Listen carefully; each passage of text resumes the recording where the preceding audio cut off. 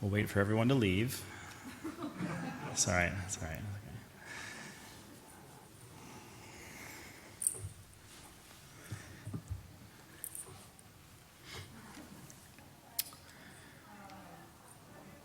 So data management is not a priority for any organization. That's what I've just heard. So I'll go next. My organization's primary mission is data management. The title today is Future-Proofing Through Open Source, so maybe somebody else can use the things that you build for data management policy itself. I've already lost my green button. So I'm Terrell Russell. I'm in charge of this group. This group is not a company. This is an open source project, an open source platform that is a consortium. So we have a membership model. We are part of the Renaissance Computing Institute, or RENCI, at UNC Chapel Hill. I'm a state employee. There's no profit motive. I do great at sales. I don't make any more money. That's how this works, right? Our membership is worldwide. These are only the people who have chosen to become paying members of our consortium. There are many service and support contracts that are not listed. There are things in defense. There's things in federal government, things that we can't talk about. But the ones who are part of our family in public are here. They're largely into three groups. We've got people doing science. We've got people who are technology integrators. So we do a lot of training and support. So we train the trainers, and then a technology integrator may sit between us and an end user for us, which may, of course, be a set of administrators for thousands and thousands of people downstream. And then we've got, in the past, hardware vendors. Our hardware vendor population ebbs and flows based on where the money is in our HPC-centered universe. And so happy to talk about any of these later if you want. Mission statement for the day is that standing at this conference, we go to many different conferences, many different types of data that we are a part of, not just life sciences and pharma, but we see that the platforms that are being sold into this particular industry today seem very expensive to me. They are incentivized to vertically integrate, right, and capture the customer base, right? The idea is that you use their vertical to do great things, perhaps with some magic and some AI or whatever, and then if either they go out of business or you decide to change direction, you may be in a situation, potentially even throwing away some of the time and effort and money that you've put into that. So from a long-term perspective, we think that doing this as a grown-up requires policy, and we think that those policies have to be clear, and that you need to be able to abstract your dependencies. You'd be able to abstract your infrastructure, even to the point of being almost swappable. And that is very hard to do, requires a lot of time and planning, but we think that's a noble goal. And then at the end here, I'll talk about how I think that we can provide a way towards that, of course, with no arm twisting on my part. So in today's ecosystem, in this industry, what I see are these types of products. And I wanted to make sure as I walked around the booth exhibit hall today and yesterday, I feel like I've pretty much covered it. I'm happy to hear of additions. If you think there's a category I missed, I'd love to add it. But there are multiple companies who spend fortunes building a particular sequencer. They got to make it faster, they got to get the resolution better, they've got to whatever, right? There's multiple companies, a whole industry around imaging, various ways to capture light and chemical signatures and to produce pictures of stuff, right? Lots of money being made. There's lots of people doing conversions and transformations and data product preparation. Companies built around particular file formats. It's like, this is great. I don't understand how that's a company, but that's fine. Good for them, right? They figured it out. Annotation and labeling, lab notebooks is huge, right? Turns out lab notebooks. Everybody's got one. Some people have more than one. Some people have 12. I think they have a problem if they have 12. But there's an ecosystem around that. There's things for inventory management, for data movers. You mentioned Globus, right? We move data. They moved. Everybody moves data. Moving data consistently and fast is a whole industry. Let's talk about storage? No, let's not talk about storage, right? Everybody's using Amazon now. Great. It's very expensive, especially if you want to walk away. There are people who sell things that look like Amazon, either in the cloud or in your data center. Who still has data centers? Oh, we're all going to have data centers in the future because it's too expensive again. It's going to come back. So there's a past and a future for these things. Obviously, visualization every day, right? And analytics is the future. So, and I think the computers can now do the analytics from what I'm hearing. No more people. If you step back from these different products, they all fit somewhere in a life cycle. There is a birth and a death of usefulness for your data, right? If you're lucky and you're in an industry where you can reuse your stuff, well, that's cool. Maybe your cost of generation goes down over time. But these products fit somewhere in this life cycle as well. So far, nothing too contentious, right? So if you want to have data across different points in that life cycle at the same time, you have to have a fairly flexible, robust system. You may end up building different products for different types of data. So what we just heard from J&J, they have certain platforms for certain types of things, right? Not necessarily down to the file format, but at least down to the type of organization that they're dealing with, type of data they're dealing with. If you've got data that moves over time from being a science project to something where multiple people are using it, over to where there's an analysis pipeline kind of looking at it now, all of a sudden you have to have some metadata, you have to have a schema, you have to have some ontologies, some controlled vocabularies. These are all the same words that we heard 10 minutes ago, right? That's great. That's how it works. Once it becomes published, well, now it really can't change. Now you have to have a version that was put in carbonite. Is that a thing?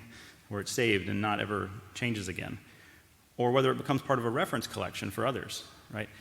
You're going to need different policies to make sure that you're keeping your stuff safe based on where you are in this process.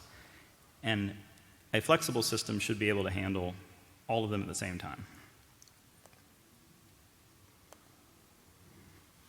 And so, if all of that is true, I think what I'm saying is that good solutions, things that allow you to plan like this, can be cobbled from tiny pieces, right? This is the Unix philosophy of tiny pieces, do one thing at a time, stitch them together, and you've got a robust system that you can trust, that you can prove, and that largely will be interoperable.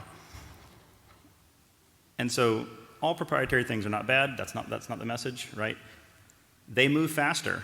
They flow with the winds and the money, right? You've got cutting-edge things that show up very quickly because there's lots of money to be made, and many people will show up and swoop and build a cool thing.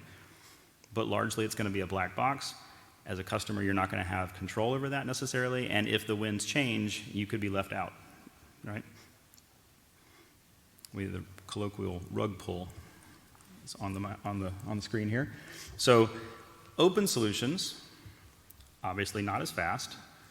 They tend to follow in the bushwhacking that happens out front with all the money, right? But over time, they tend to settle, and they become forward and backward compatible, if you're lucky, if you pick the right horse to ride.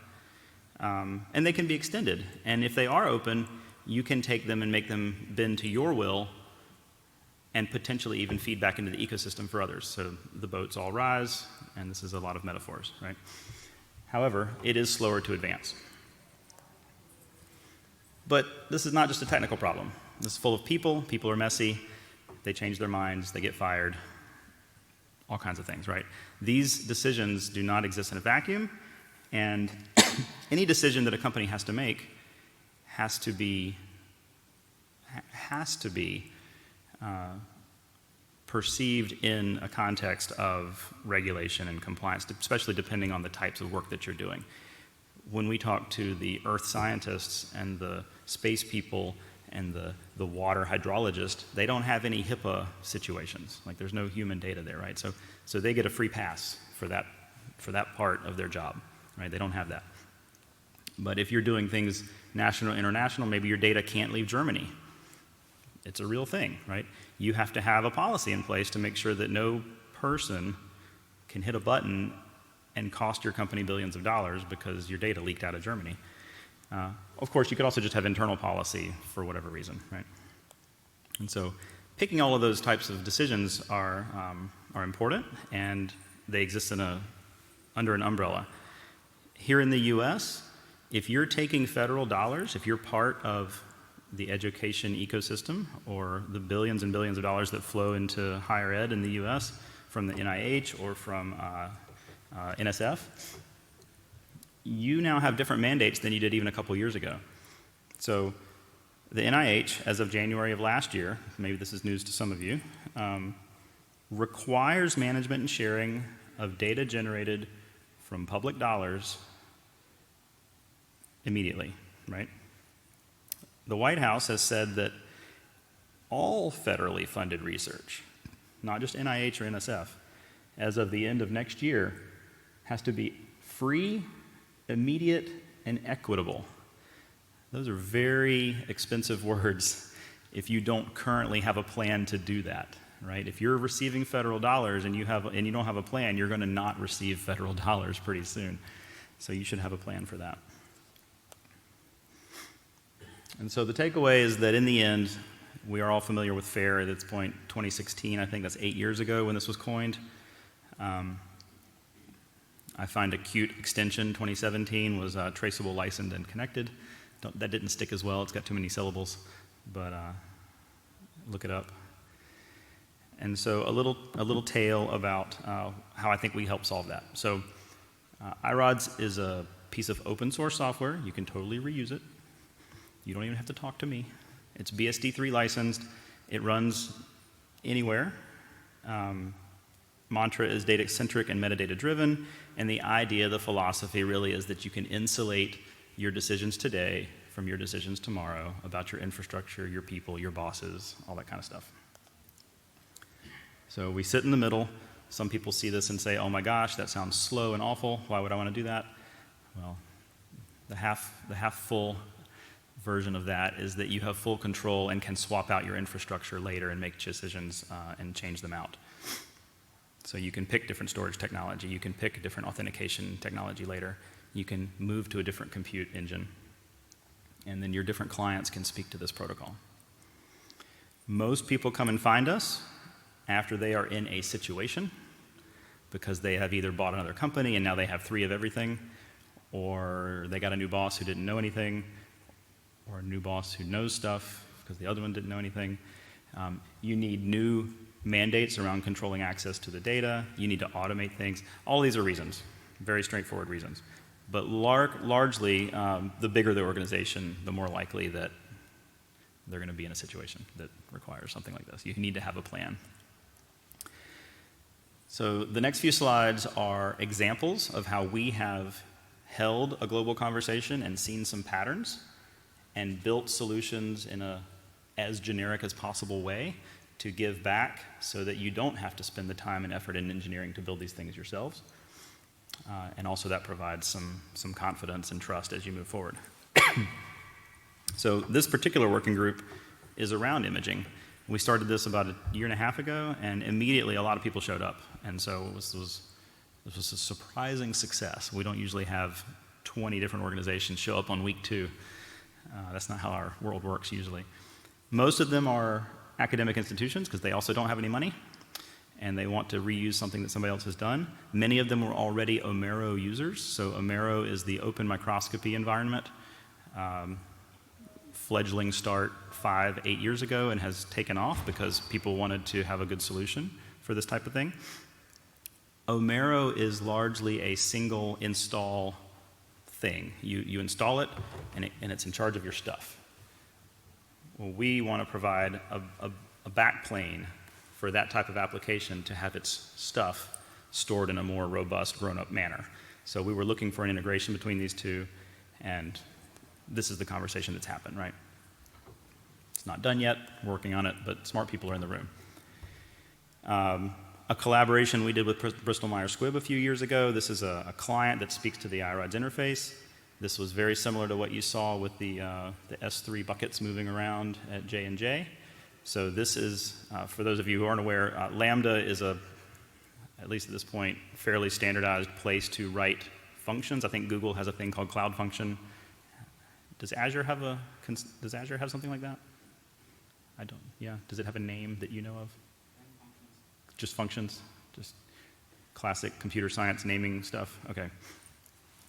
So Azure has something called functions. So the idea is that you're running a function in the cloud, and it's tied to a service. It receives a message that something else has happened. So this is kind of an event-driven way to program. And so we worked with BMS to build, I think for the first time, multi-bucket solution coming in from all different types of instruments and different types of labs to listen for annotations and get that information automatically into the catalog, very similar to what you heard from J&J.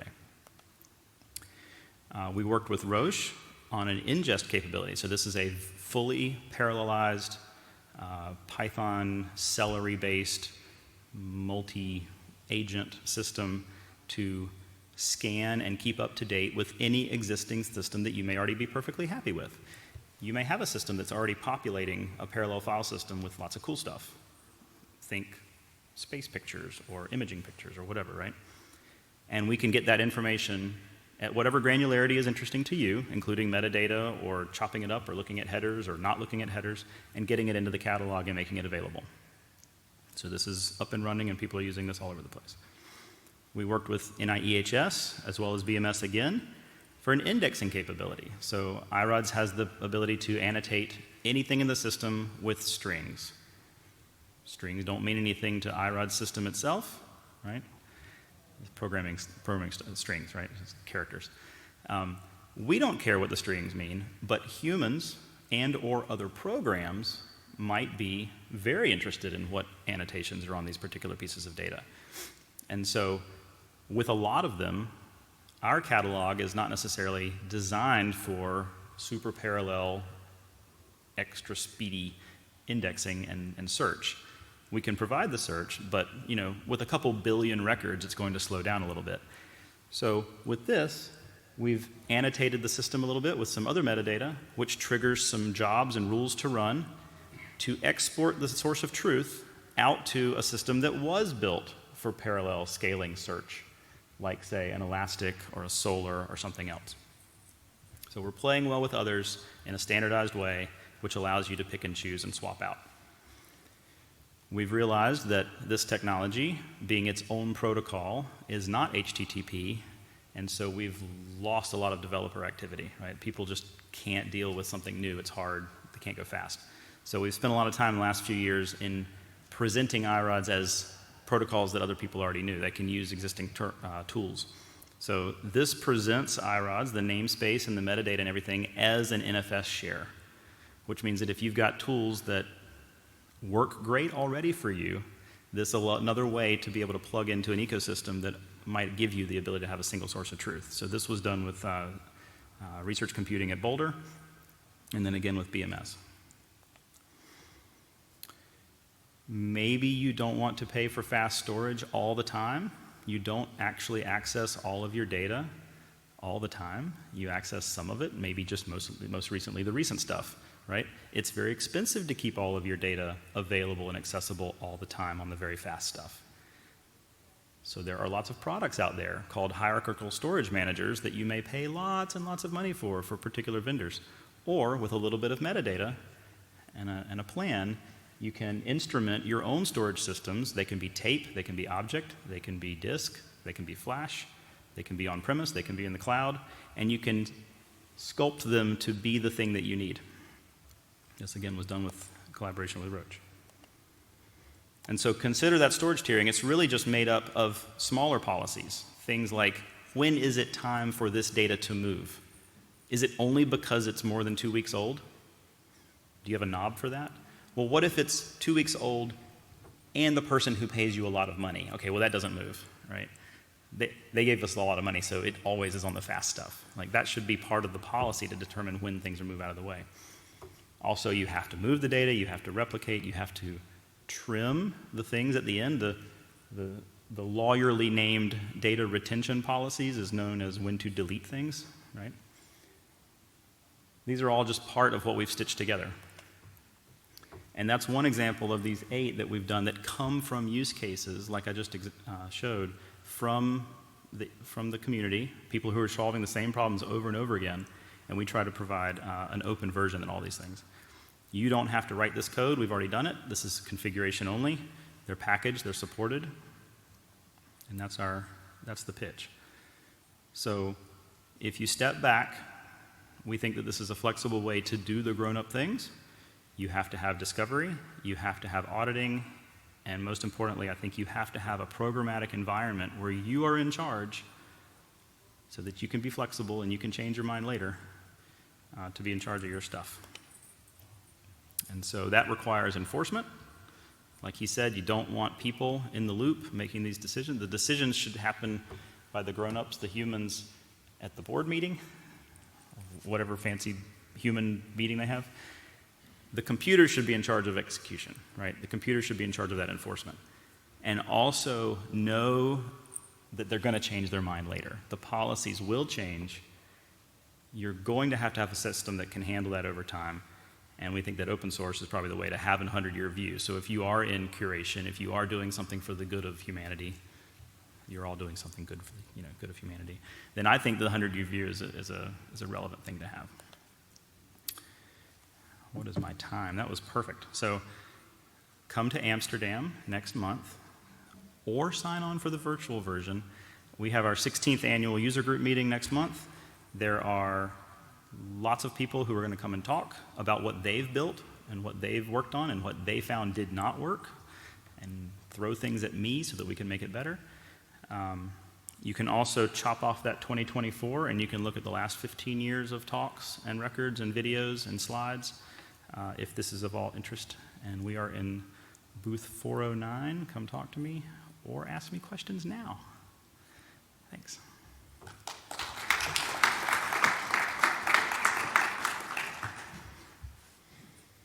We do have a couple moments for some questions.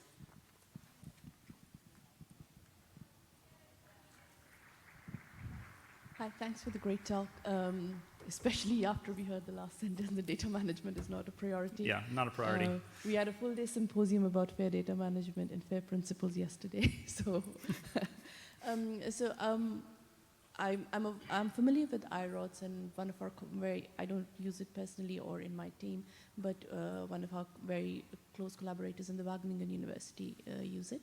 But my understanding is, while it is, I'm all for open source and a great champion for that, but iRODS does need a layer on top of it to access it once if it's just installed, for example, like a dashboard or a project management thing, right? Is that correct? So there are many GUIs, many clients, some written by us, some written by others. We have written generic ones. The trick about generic interfaces is that it has too many buttons for some people and not enough buttons for others. And so what we have seen is that particular organizations, or maybe even for particular teams in a particular organization, will build a little GUI for themselves. Maybe it's a web app, maybe it's a local Python thing, maybe it's only for the data curator, so they only give them 3 buttons. Maybe it's for the people who are in charge of the schema definition. They have lots of buttons, right? Yeah. Or the data movement people, or the checksum people, or if those were different people. And so, yes, there are many things that can be the front door to a file system, which is effectively what iRODS is. It's a programmable file system. And so it may require people to build that, to understand what they're building. But at the same time, if we do find common ground or similar things, then we would be happy to build that with you or with others. So just a couple of follow-up things. So one thing is that all these different interpretations that you mentioned, that may be requirements of different people, 1 button, 5 buttons, 10 buttons. Yeah. Is it possible to hack the code that you already have for your general GUI Sure. that can be done? It's all open, yes. Okay. So Yeah. a second is a more tricky question. So don't you think that this is one reason where this might be a backdrop of why people will not adopt some open source software, Of including course. iRODS, Of compared course, to yeah. when commercial solutions? Yeah, so one negative that we hear all the time is it's another dependency in my dependency chain, Yeah. right? We heard that a little bit from J&J. Like, if I own it, I've already built it, I know it, I've got the people, right? That's very real. With a solid history and a business model or a consortium in public, we think that alleviates some of the concern and the risk.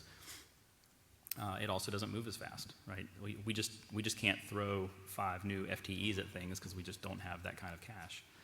We're happy to take your FTEs if you want to throw them at something, and we can drive them, right? We can advise and draw on the whiteboard. We do that all the time, right? And then people go fast or faster. But yes, it's very real that open source comes with its own costs. Thank you. There's one on your left. So I think I'm slowly beginning to understand what iRODS is. Okay. And I work in an organization that likes to spend money on proprietary things. And I'm wondering if there is some space to have, say, like a proprietary thing like Starfish and also iRODS, like to like hedge our bets, or are then we just overcomplicating our ecosystem by having 2 redundant things? It is hard to say.